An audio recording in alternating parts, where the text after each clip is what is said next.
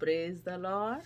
Bible के अध्ययन में जाएंगे। मैं पढ़ रही हूँ लूका का लिखित सुसमाचार, उसका चौथा अध्याय और पहली आयत से आगे जाएंगे।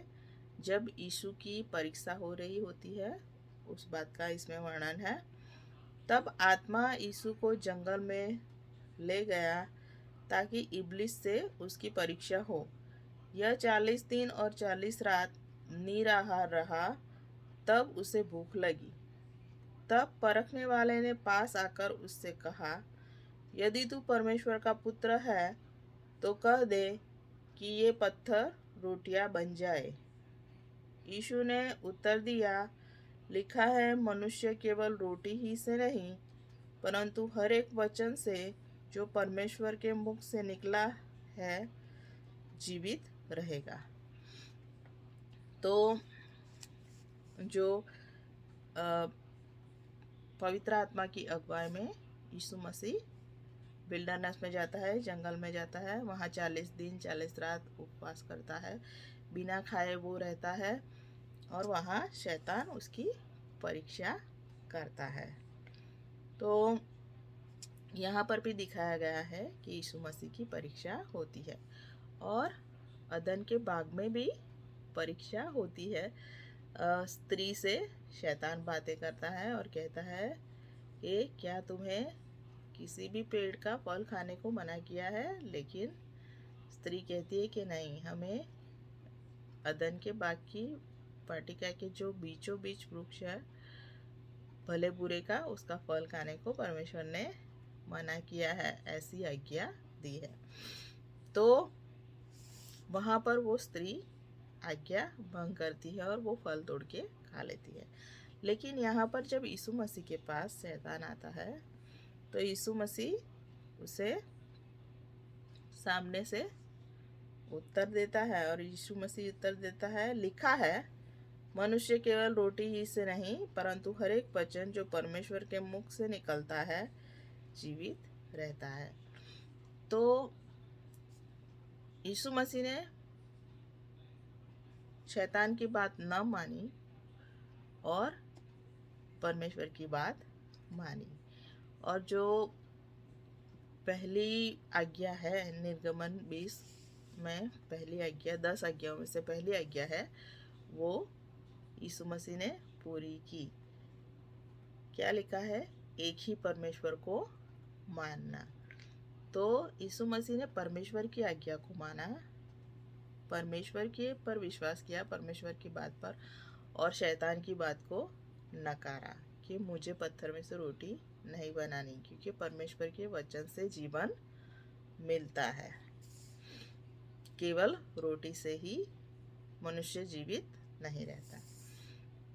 तो इस तरह से यीशु मसीह ने पहली आज्ञा का पालन किया।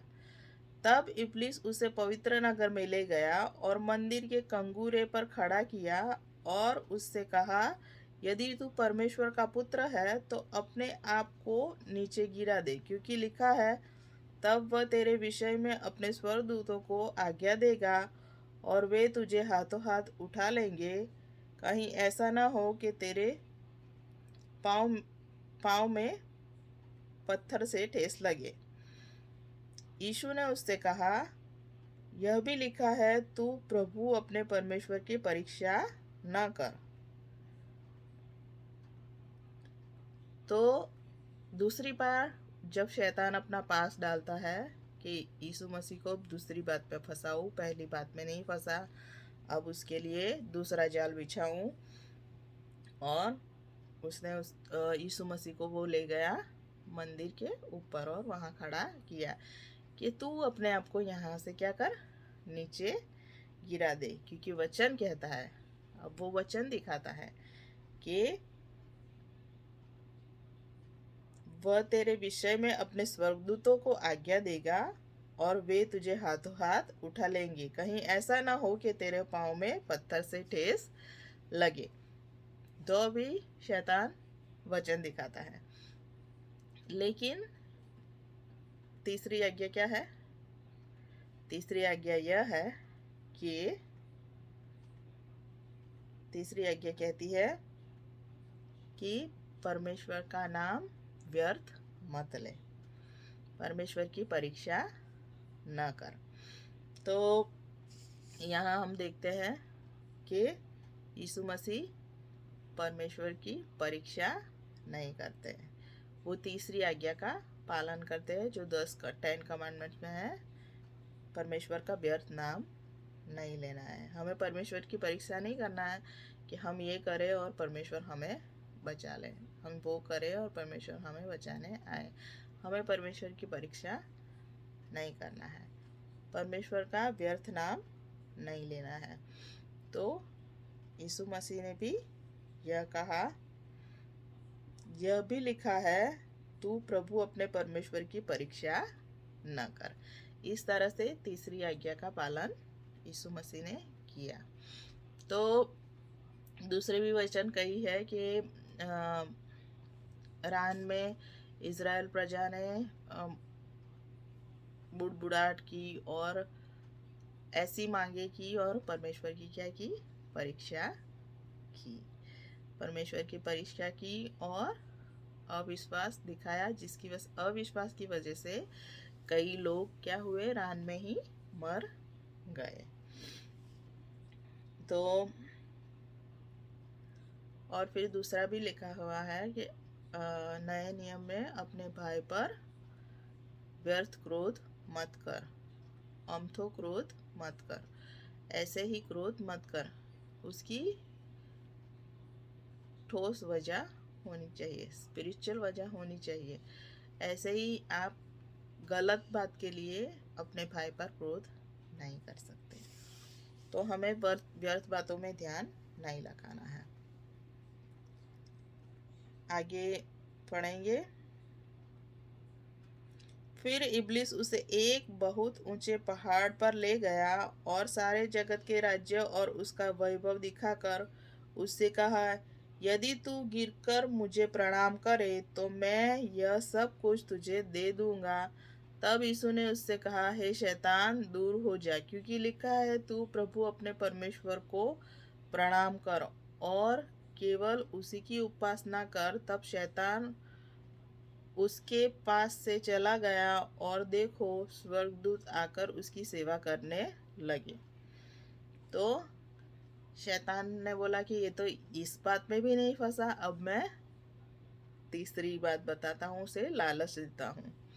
तो शैतान उसे बड़े पहाड़ पर ले गया और खुद की महिमा दिखाई। शैतान ने क्या किया?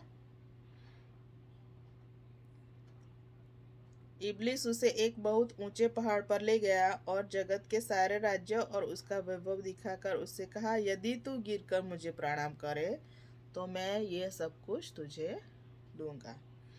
तो उसने पूरे संसार पे जो खुद अधिकार कर लिया था, तो बोलता है कि तू मुझे झुककर प्रणाम करे, मेरे पैरों में गिर जाए, तो मैं ये सब राज्य तुझे दे दूंगा। तो ये कौन सी आज्ञा हुई? ये दूसरी आज्ञा हुई। दूसरी आज्ञा यह है कि मूर्ति के पैरों को नहीं छूना है। तो हम जानते हैं बाइबल में लिखा हुआ है, हर एक पाप मूर्ति पूजा के समान है। तो शैतान यह कहना चाहता है कि तू पाप कर और पाप के सामने झुक जा, तो मैं तुझे ये सब राज्य दे दूंगा। लेकिन यीशु मसीह ने झुका नहीं, क्योंकि किसी भी हर एक पाप मूर्ति पूजा समान है, ऐसा बाइबल कहती है। लेकिन वो किसी भी पाप उसने एक भी पाप नहीं किया और वो पवित्र रहा। और उसने शैतान से कहा, हे शैतान, दूर हो जा, क्योंकि लिखा है, तू अपने परमेश्वर को प्रणाम कर और केवल उसी की उपासना कर। तो परमेश्वर को ही प्रणाम करना है, परमेश्वर को ही सबमिशन करना है और परमेश्वर की ही आज्ञाओं को मानना है, हमें पाप नहीं करना है। तब शैतान उसके पास से चला गया और देखो, स्वर्गदूत आकर उसकी सेवा करने लगे। तो आज यहीं तक आपने सुना, इसलिए धन्यवाद, थैंक यू।